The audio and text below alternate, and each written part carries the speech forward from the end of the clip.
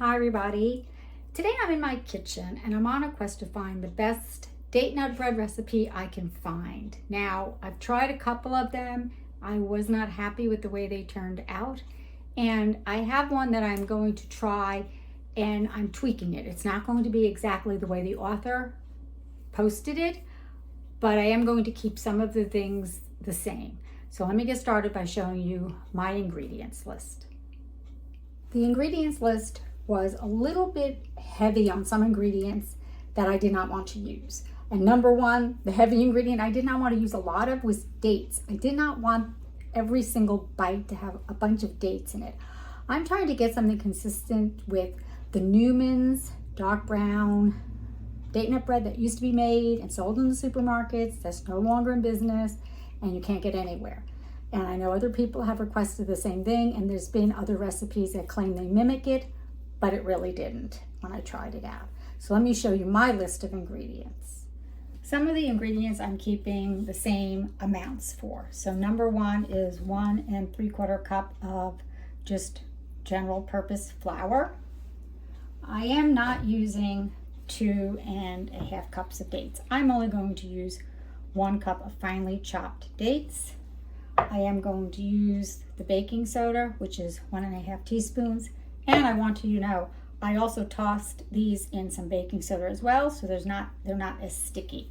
The baking soda, along with boiling water that I'm going to add, which is 1 1/2 cups of boiling water, is so that these dates soften up, and the baking soda does that. It also helps make the bread rise, and it will take out the bitterness from these dates.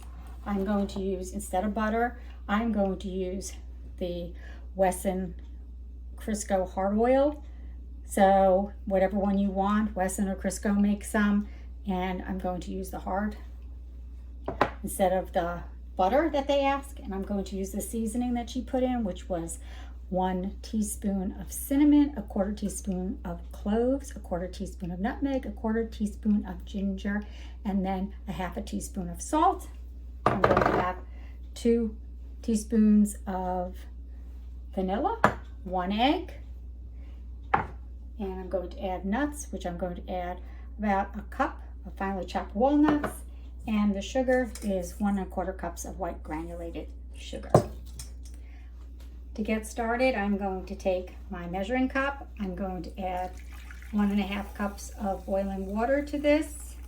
Make sure that the baking soda is dissolved.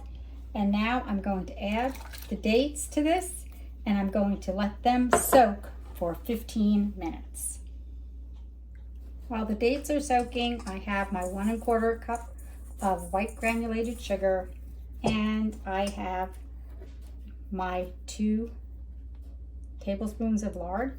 I am going to add that by hand and mix it around till I get a crumbly consistency. Now, it said to use butter, and I've tried date nut bread with butter before. It did not come out the way I liked it.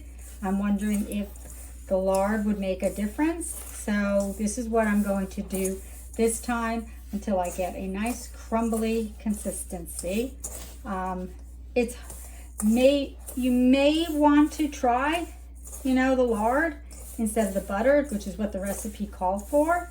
I think that may be one of the reasons I did not like my date nut bread in the past. Next, it says to beat in the 1 egg into this sugar mixture that is now crumbly. I'm going to pour that in, and I'm going to pour in my vanilla, and I'm going to be using a whisk, and I'm going to just beat that in with my whisk, and it's working fine. I didn't feel the need to get out my hand mixer to do this small.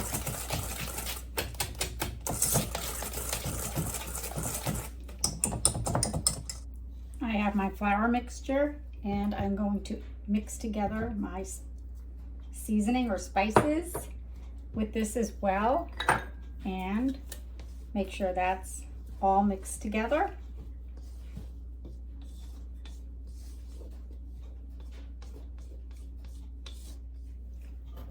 now going to add the date nut mixture into one large bowl here. And alternate the sugar and egg and vanilla mixture along with the flour and spice mixture into the dates. So start with the flour, add a little bit here.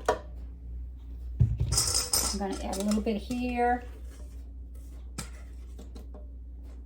and combine it.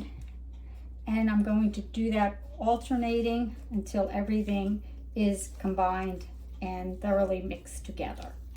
I've completed mixing everything together, the flour, the sugar, the egg, all the ingredients. And it is a fairly liquidy type of batter. At this point, I'm going to add my nuts, incorporate them into that. And then I'm going to pour them into my 2 smaller loaf pans.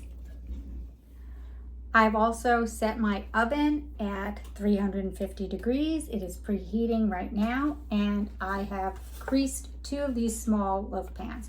The recipe called for a 9 by 5 inch traditional loaf pan, but I'm going to use these little aluminum pans that are 7 by 3 by 3. And that's what I'm going to use to make 2 smaller loaves of date nut bread. I poured the batter into both of these greased loaf pans, and now I'm going to put it in the oven at 350, and I'm going to time it at 30 minutes and additional 10 minutes out each time until it's fully cooked. I finished cooking the 2 loaves of date nut bread. They were at 350 degrees, and I left them in for 45 minutes. This is what they look like now that I've taken them out of the oven. And I have to say that the way they look is the closest I've seen to the Neuman's date nut bread that I'm trying to recreate.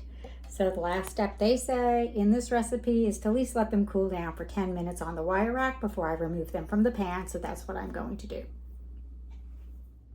I turned both loaves out onto a piece of wax paper, and they actually seem quite nice. They are a little sticky on the sides, which is just very similar to the way the Neuman's would be. And I'm just going to let it cool down a little bit further before I slice it and take a taste and show you what it looks like. So I'm going to take a slice and I'm going to show you here how it looks. Here's what the end looks like. It really is dark. It has a lot of nuts in it. It has a great consistency. It tastes great with the cream cheese. Now, this is the closest I've come to a recipe that even remotely looks like the Neuman's date nut bread. I like it dark. I like it a little bit with a stickiness on the outside. And this one is definitely the closest I've come to. So I'm going to take a quick taste.